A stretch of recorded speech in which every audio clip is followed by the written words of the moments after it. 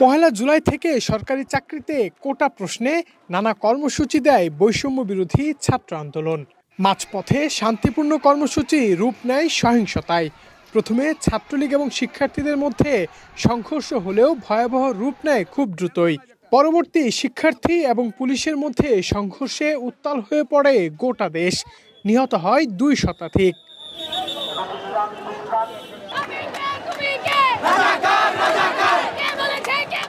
আজ দুপুর 2:30টা ঢাকা বিশ্ববিদ্যালয়ের শহীদ মিনার প্রাঙ্গণ।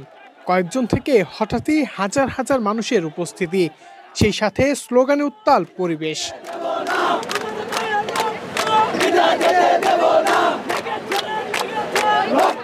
শুধু তাই নয়, শিক্ষার্থীদের পাশাপাশি শহীদ মিনারে জড়ো হয় অভিভাবক এবং রিকশা চালকেরা। তারাও দাবি করেন শিক্ষার্থী হত্যার বিচার। বিচার কি করবেন? বিচার তো কিছু করছেন না। আপনি পুলিশ যেখানে গুলি করছে সেখানে আপনি আবু সাঈদের খুনি ধরছেন আর একটা 17 বছরের ছেলেকে। এটা কোন ধরনের বিচার? এটা কোন ধরনের ব্যাপার? আপনি ফায়াজ নামে 17 বছর ছেলেকে রিমান্ডে নিছেন পুলিশ হত্যার দায়, যেটা টোটালি আজব একটা কথা। সব অভিভাবকরা এসে জড়ো হয়েছে। অভিভাবকরা কেন জড়ো হয়েছে? তারা কেন গুলির মুখে তার ছেলে মেয়েদেরকে নিয়ে আসছে? তারা নিজেরাও কেন গুলির মুখে আসছে? কারণ তারা এদেশে নিরাপত্তা বোধ করে না। এদিকে ডিবি হেফাজত থেকে বেরিয়ে সমন্বয়কারীরা আসেন জনসম্মুখে। সমন্বয়কারী নাহিদ হাসান শিক্ষার্থীদের সমাবেশ থেকে জানান, আগামীকাল থেকে চলবে অসহযোগ আন্দোলন। সবার প্রতি আহ্বান থাকবে, আপনারা শান্তিপূর্ণভাবে অসহযোগ এবং রাজপথের কর্মসূচি পালন করবেন, জনগণকে আসতে উদ্বুদ্ধ করবেন।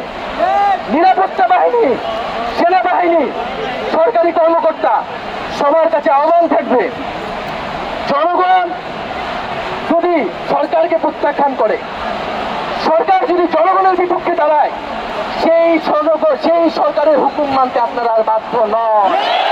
এদিকে অনেকেরই দাবি, শিক্ষার্থীদের সকল সমস্যার সমাধান হয়ে আবারও স্বাভাবিক হবে দেশ।